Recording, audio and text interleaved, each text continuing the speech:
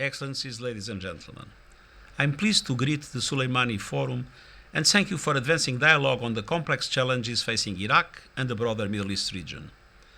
We all recognize that these challenges did not arise overnight. They are the product of decades of oppression, war, terrorism, sectarianism, and foreign interference. And no one can expect these challenges to be resolved overnight, least of all at a time of escalating geopolitical tensions, economic uncertainty, and proliferating conflicts. But I've just come back from Iraq with the real sense that a window of opportunity has opened to achieve progress. Progress on improving public services, diversifying the economy, and creating decent work opportunities for young people. Progress in strengthening human rights, in the fight against corruption, and in the pursuit of domestic and regional stability through diplomacy and dialogue. And progress in building resilience to climate shocks and water scarcity that threaten lives and livelihoods. Mesopotamia is the ancient land between the rivers. It cannot become the modern land without rivers.